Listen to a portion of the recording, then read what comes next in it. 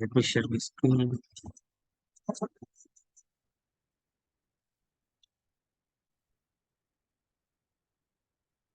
Okay.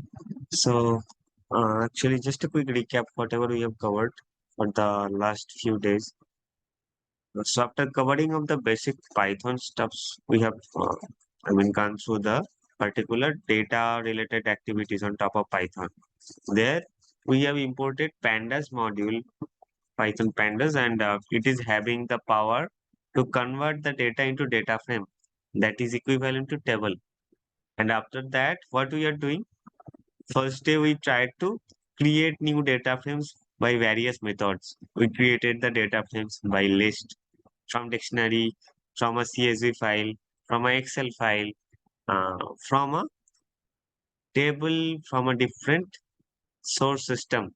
So we import a table in the form of data frame, okay, from MySQL database. That thing is a very important thing. So we are able to setting up connection with the database and we import one particular table and convert it to data frame. So this is done of creation of the data frame. That is also called extraction. If we are just going ahead with the ETL tool as a Python, so E for extraction, and we have already done the extraction part by creating the data frame. We are importing the outside data and we are bringing it back to Python environment with a data frame format. Okay. After extraction, what we should have to do? ETL, T for transformation. So whatever manipulation we have done on top of data frame, that things we have covered in last 2 days. So we have just gone through the aggregation functions.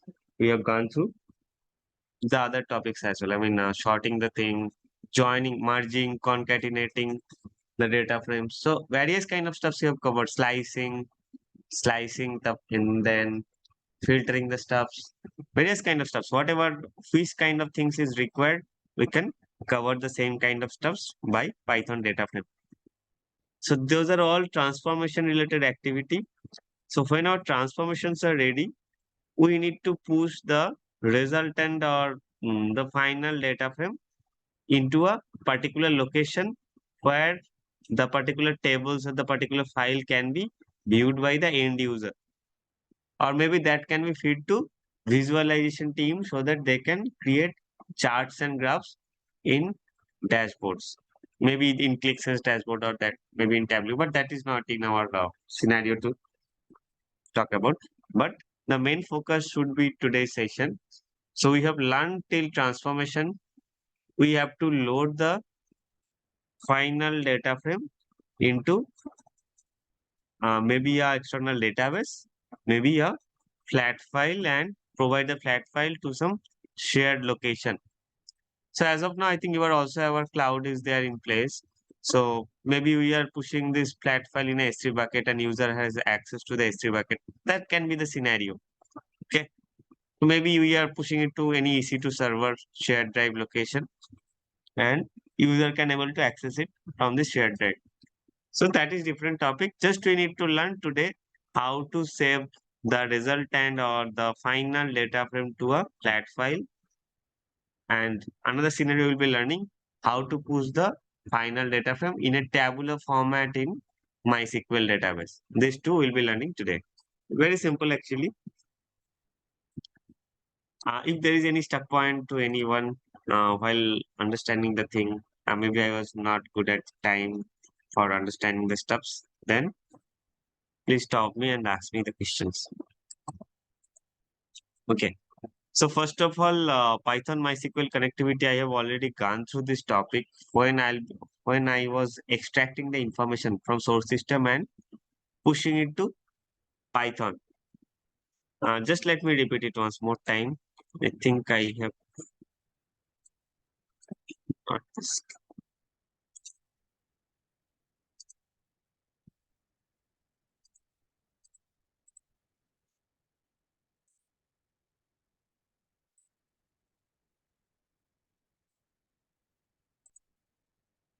No, let me just quickly import my topic. Yeah. It's required. It's not required.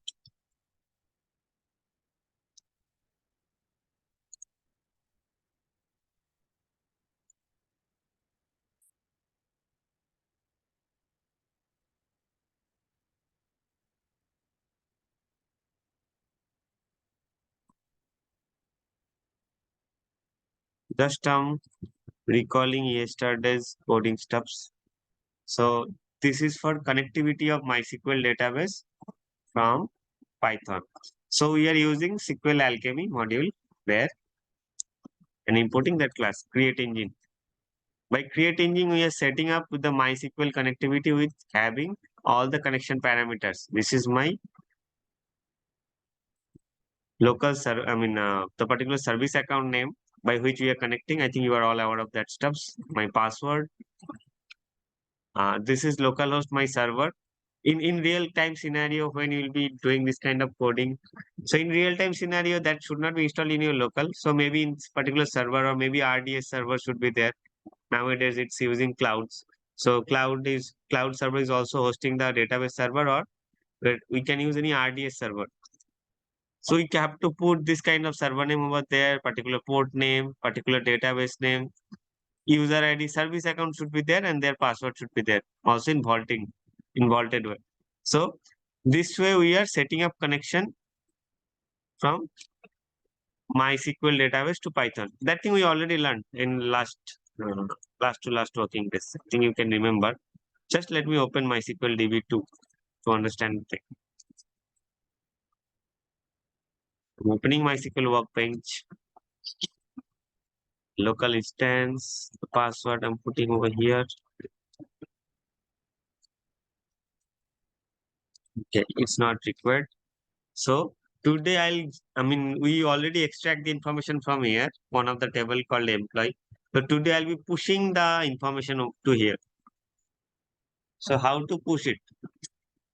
So first let's create a data frame. We have a data frame. Okay, I think we have an example in last to last day. Suppose this one. Importing. Okay, let me take these two lines from it.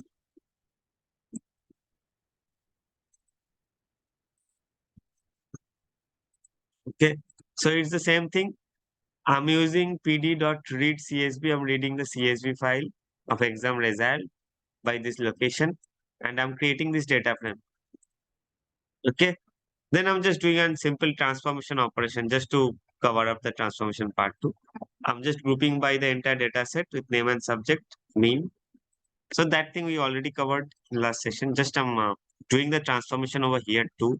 Let me show the data frame once while printing it.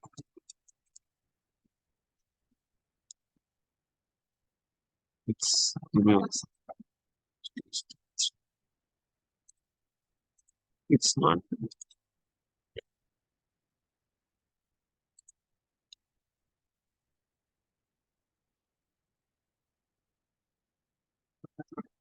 Okay. So this is the final output of this data frame. So I just want to push this same kind of data into one of the table. Okay. So how to do that? Let me put not subject in it. Subject is having the same thing.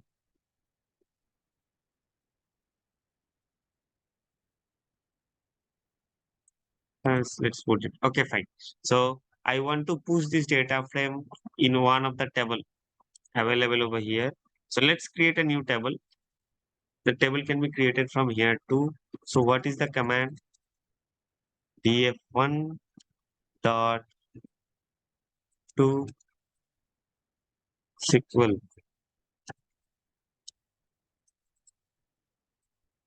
Give me one second.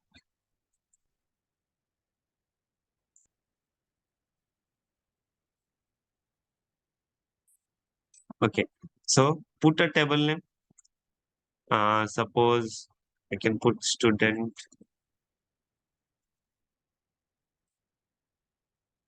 average marks. Okay. So that can be table name. I need to put or I need to mention the existing connection engine.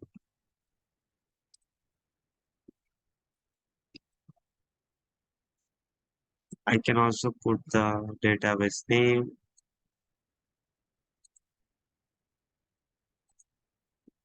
Okay. So just I want to revalidate a new table should be created and pushing this kind of records over there.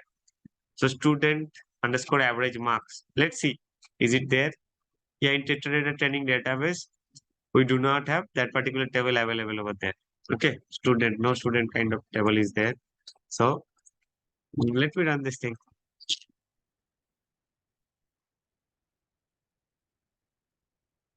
Yeah, it's completed. Let me refresh this thing. Yes, you can see the new table has been created over here. Okay, can just have a quick. Okay, the select queries should be facing an issue. Actually, I checked it earlier. In this instance, so I'll be yes. So it has been a issue. Let me just. It's not an exact issue over here. It's an environmental issue with my SQL. I just checked it. So let's log up and log into this database again.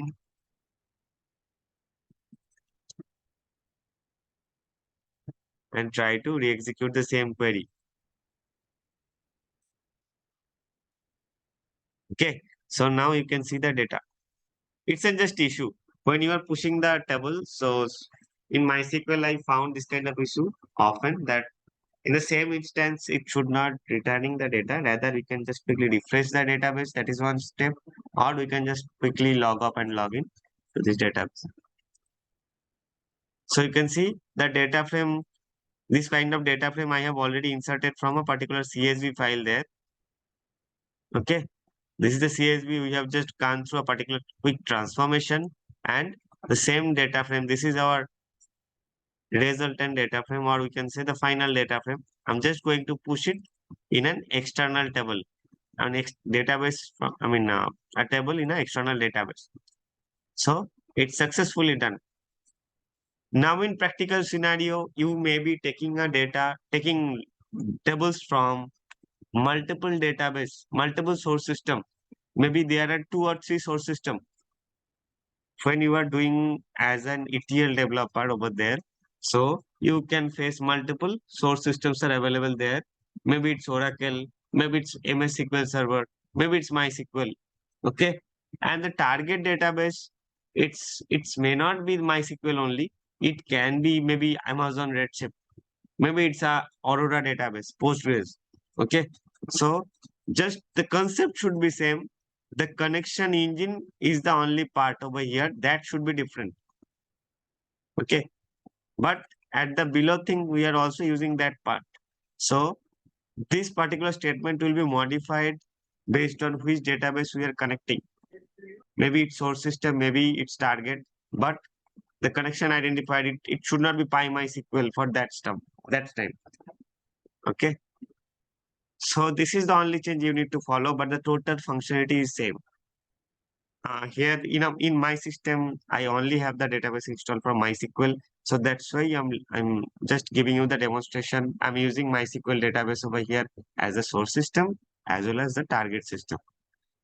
But when you will be living, when you are live in particular project and all, you can see lots of databases are available. Something is your source database. Some databases are your target databases. So be sure of that thing and try to create the engine by the proper manner. But the overall functionality is same and the concept is, the same concept you have to load the data at the target site. One more concept I just want to see you. If I run the same code again, yeah, if we just run the same code, it is failing because there's a value error. Student average marks already exists. I'm running the same code. The same code is pushing the same data frame again to this table. So as per when I have run it at the previous time, it is creating that table. The table was not there in the database. So Python itself creating this table based on the schema configuration of DF1, data frame 1, what are the different columns are there. So based on that, it's creating that table. The tables is already existed by the previous execution. So when I'm just trying to run it, at the first go, it will also try to create this table. If a table is already created and in another execution, the table, the particular execution engine is trying to create the table again, then it should be throwing an error. The same step. If I just put this command, create table, this table, it's already there. I'm just putting it, create table, table name. Suppose from a different table, or just put select star. This will be as keyword, as select star from a different table. Let me put student.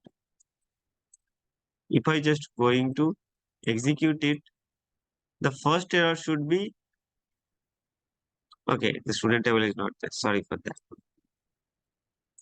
I'm taking employee detail just for arbitrary example. If I just going to execute this statement, the first error should be student average marks already exists. So if the table is exist, I cannot execute the create statement again. Okay, a similar kind of stuff happened over here. So how to resolve this kind of activity?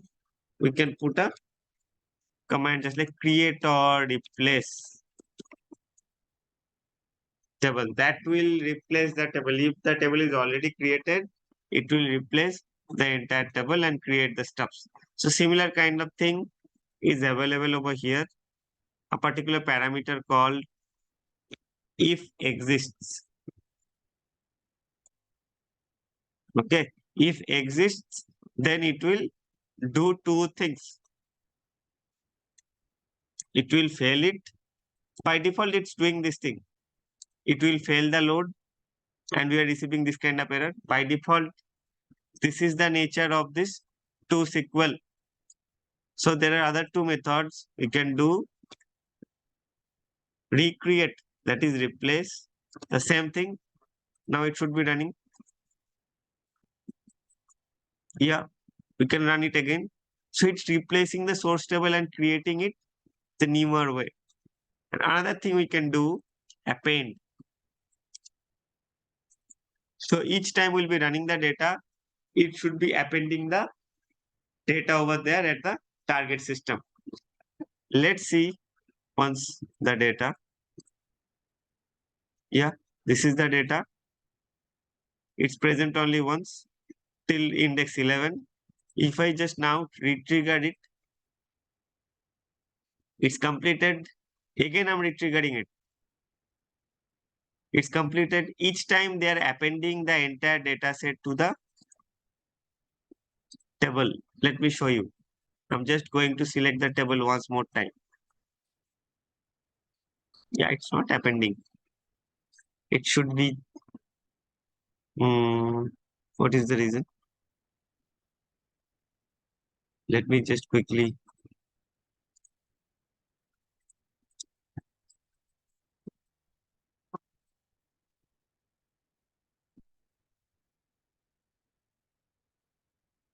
Yes, the previous instance was not connecting.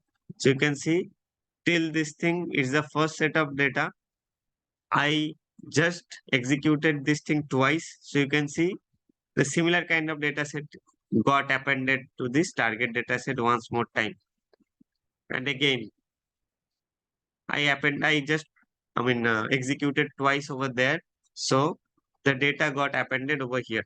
So if you can remember when learning for the business intelligence day, we have told there are different kind of loading strategy. One is truncate load, means truncating the table and loading the table. One is append mode or insert mode. So whatever data is coming from the source system, we can directly append it. So this is append mode. We have learned update mode and upsert mode too over there. Update means maybe based on some primary key, new records or the existing records are getting updated from the source system. So the same thing should be captured at the target system too. That thing we cannot go ahead with this particular Python topic. Maybe with another scenario, I'll be showing this thing in next week to you. And upsert was also there. If you can remember, upsert is nothing but insert and update or update and insert, anything we can tell. So if an existing record is getting updated, then we can just update it at the target. If new record comes at the source system, then we can insert it at the target. So by combining those two, we can tell the method as upsert. Those are already covered over here, but I cannot show this abstract example over here now. But I'll be trying to figure it out by Python. Maybe next week. Okay. Any issue while learning the thing? Is it clear while loading the data at the target site? Samya Pratyusha.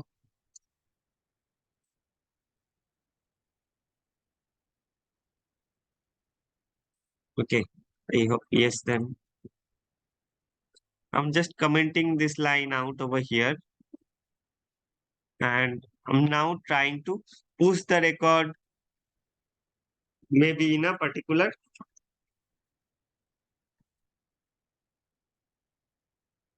folder. Okay. So now I'll be there is another loading strategy. I want to extract the information maybe in CSV format, and I can store this thing in a particular location. How to do that thing?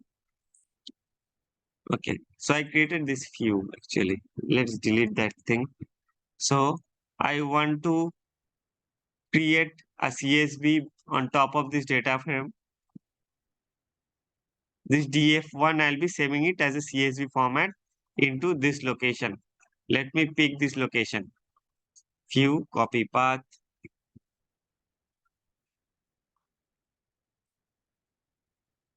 Okay. So let me just push it over here.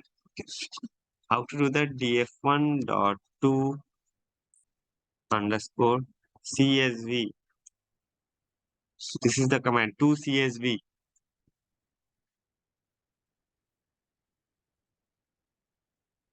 Okay. Just let me, as this is an escape character, let me put it twice.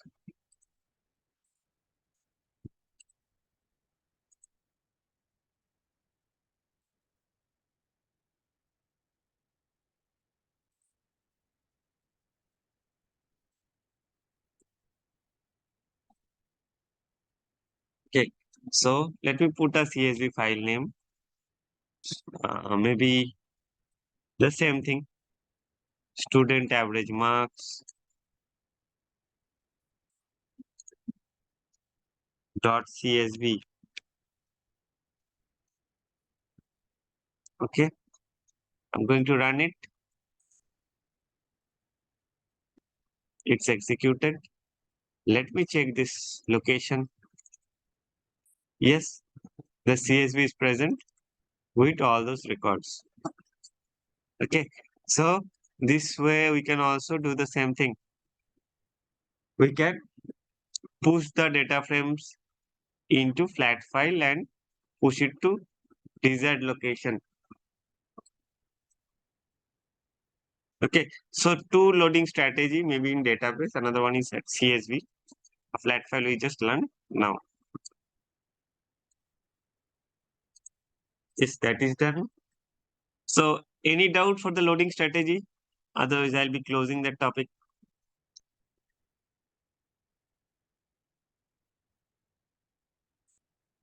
Okay, I hope no.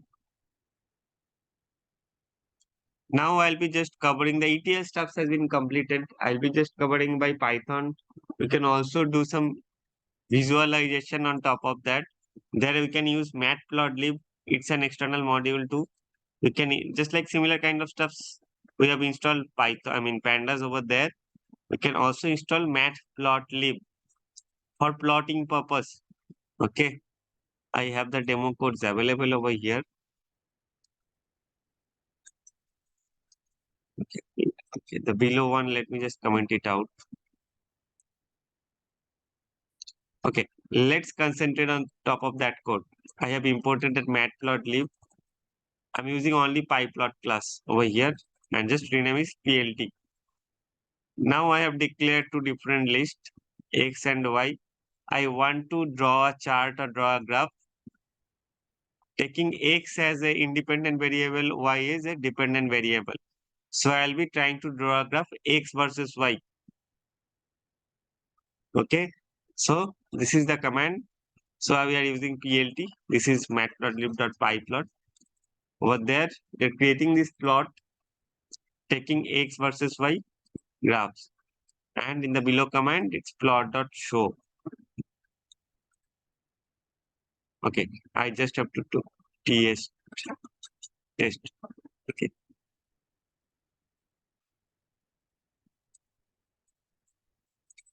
so this is the line chart.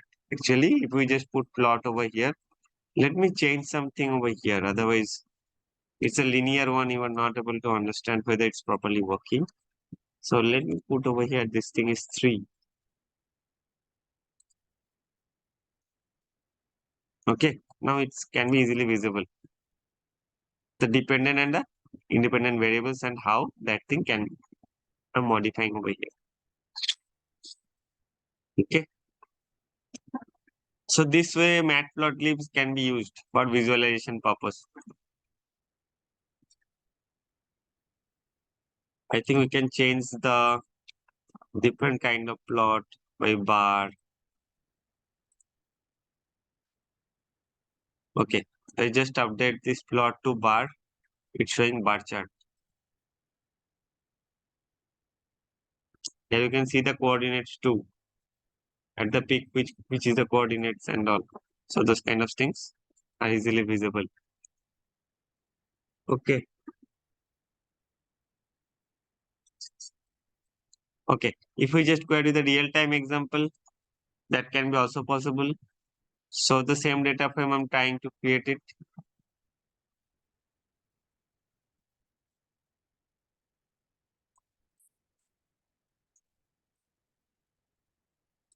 The first 2 or 3 lines, I think it's quite you are aware of this thing. Just I'm importing pandas. I'm reading the data from here. I'm just doing a transformation quickly over here. And those are the plotting stuffs. Okay, let me comment out this thing. We have to import matplotlib over here too. So just I'm creating a subplot called figure X. I mean X is the plot over here. Over there, I'm doing a bar chart. You can also do plot over here for the line chart. Over there, it's the data frame name versus marks. Okay. Data frame name is a dependent one, independent variable, and data frame marks is a dependent variable. So I'm just doing this bar chart to be shown over here.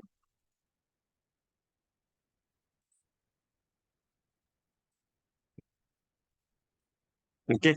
So the same kind of Alex is receiving 800, Arnav is receiving 500, Rihan 500. So this kind of thing we can do over here as a real-time scenario. This is for small, how Python can be used as a graphical. I mean, to create the charts and graphs. Just a quick concept on top of that. Generally, we should not be handling over there in particular real life examples. We are not using Python as a visualization tool there. Rather, we should have to use different, I mean, maybe Tableau, maybe ClickSense, maybe Power BIs are available over there in market for the visualization tool. But just to let you know, Python can also be used as a data visualization with small data by this manner. Okay. Yeah, that's all. Yeah, that's the all topic for today's session. Any stuck point from you?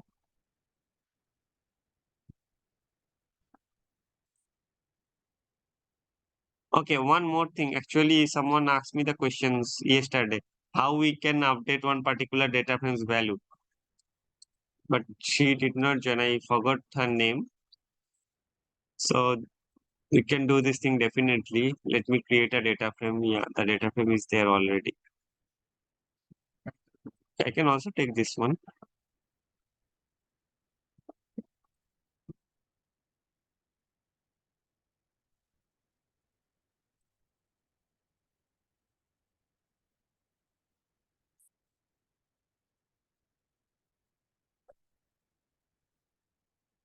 I'm printing the data frame once for exam.result. Okay, this is the output of exam.result. Suppose I want to update this value, this 700. So I just want to update this should be 650. So it was a question from yesterday's class. So just we can take this sale index df. We can take one. Index means we just have to put the row identifier and the column identifier. 1, comma, marks.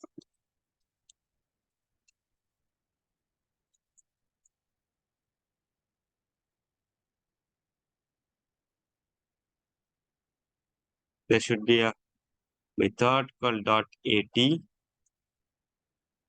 equal, just assign the value. Suppose 650.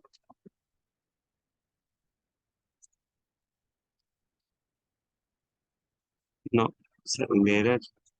Why? Give me 1 second.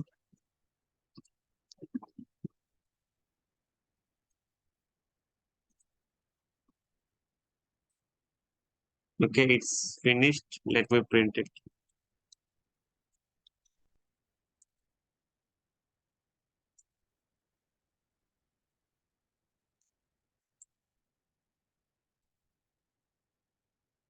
I'm printing the data frame again. After updating the marks. Yes, this is the first data set. Yes, the second one is this. Raghu. You can see the 700 has been updated to 650. So it was the questions how we can update a particular data, a particular element without deleting that thing. So this is how we can do that thing. We have to use dataframe.at df.at, put the particular cell identification, maybe row number, then column number, then put the particular value. This way we can update a specific cell. Okay. If anyone was that person, then you can please convey this thing. This way we can just update it to the data. Okay. So any doubt? We'll be closing Python topic today.